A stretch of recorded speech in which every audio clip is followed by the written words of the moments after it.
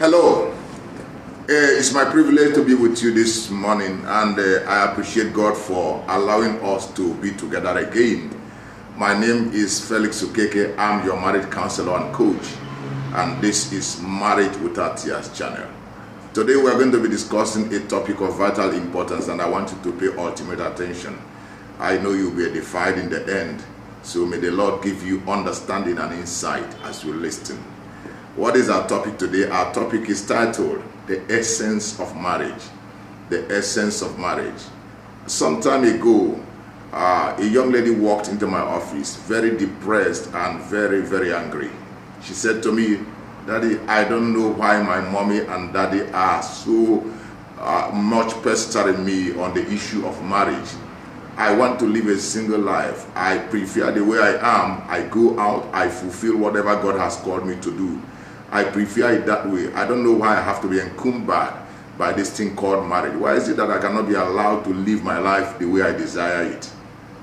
That set me on fire, and I began to reason and I began to think about it, and that gave birth to what we are hearing today, the essence of marriage. Because my response to her is what I want to give to us that are listening to this program this morning, and I want you to pay attention. What is the essence of marriage? I said some time ago that God does not bring us together in marriage because He wants us to fulfill our lustful passion, our lustful desires. He does not bring us into marriage because He wants us to be convenient in it.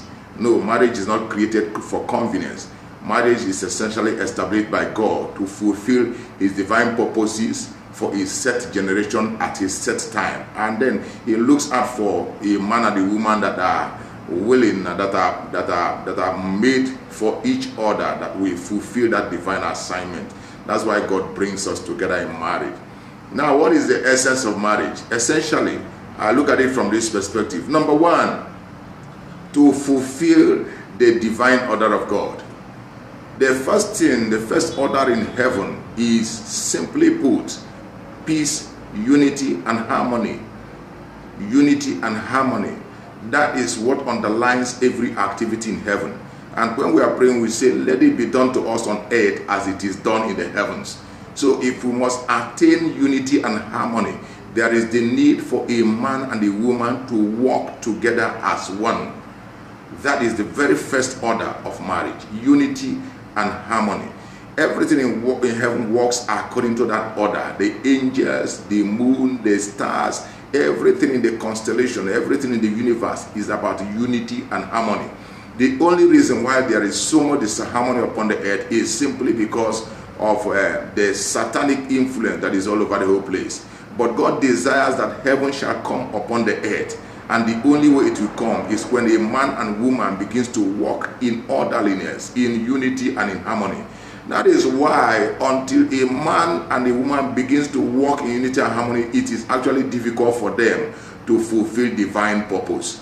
That is the reason. And I appreciate people that are walking in that realm today. People that are living in unity and harmony with their spouses. You discover that at that level you are able to attain your greatest achievements. And I am also looking at people out there who are yet not married. Please prayerfully ask God to deliver unto you the man or the woman that will cause you to walk in unity and harmony. That is where you will attain your greatest achievement in life. What is the second reason why God desires us to get married? It is for us as human beings to close the gap in our aloneness. Every man, every woman that is yet to marry is like a donut, fresh on the outside, but with a big hole on the inside. There is always a gap somewhere. You are so much alone even when you are in the midst of so many, because there is still someone out there that is meant to close that aloneness. There's somebody that is meant to bring the spirit of compassion, of companionship onto your life. That person is still out there. When you find that person, that gap is closed. A man and a woman walking together is the greatest sight you can see upon the face of the earth.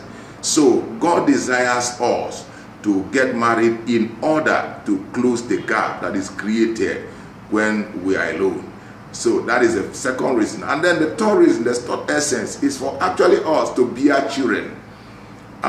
Yes, many may say, yes, you can bear children even outside of wedlock, but this is outside the plan of God.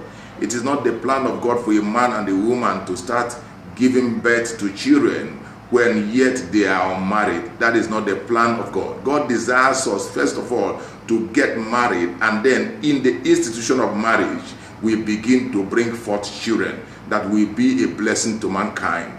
Therefore, if any man is celibate, it is good for you to be celibate. It is good for you to, but when you are celibate, you have to maintain the area of righteousness.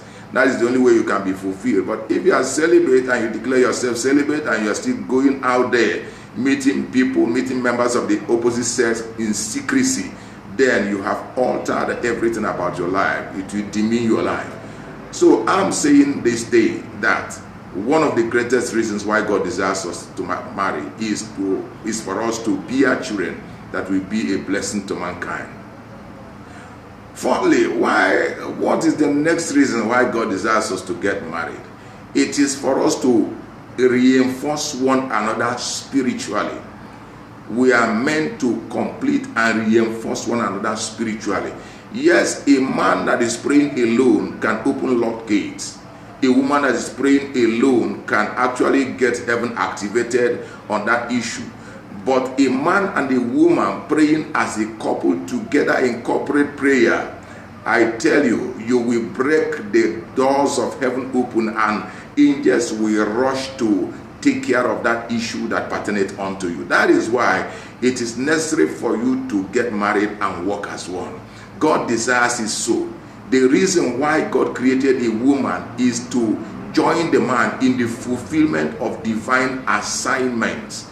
As you are making that possible, God is also making your life to become a blessing upon the earth. So it is not good for a woman or a man to walk alone. We are not meant to walk alone. The race of life upon the earth is a together kind of race. If you have not found the right person, pray for it. If you have found the right person, please also pray for it, that God will give you the unity and the harmony that is required for you to walk as one. Let me also encourage us, those who are in marriage and they are finding some difficult or some challenges, and they feel maybe, no, I am not meant to walk with this one. No, let me tell you, problems in marriage are meant for you to overcome them. Without a Goliath, there will be no David. Without a Goliath, there will be no David. Without the Midianites, there will be no Gideon. Every problem that you face in marriage is meant for you to tunnel through it or to soar over it and be able to reach the next level of attainment, be able to reach the next level of success. So that problem you are having with your spouse is a place of blessing. If you can only look deeper, you will discover that that is an examination that God has set before you that will enable you to overcome certain area of life and then move to the next level. So don't throw in the towel because you are facing problems. One of the things God desires you really is to face those problems and become better for it. But many people, when they face problems, sometimes they throw in the towel and it becomes worse. So I am praying and I'm asking you today, please, please, please stay in your marriage.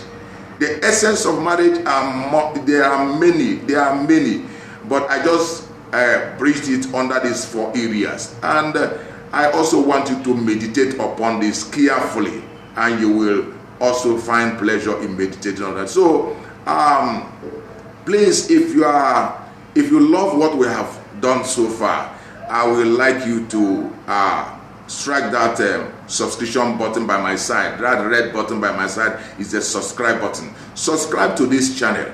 We shall be looking at so many other areas of marriage, but I am sure that one way or the other, certain things we say will be of value unto you. You are blessed, and you are blessed indeed. I look forward to seeing you next week. And if there are areas you think we should touch, or some of the things I said today that you may desire to comment on, please raise a comment and then send it to me. It will be my pleasure to receive from you. God bless you, and God bless you indeed. Stay blessed, stay blessed, stay blessed. Thank you.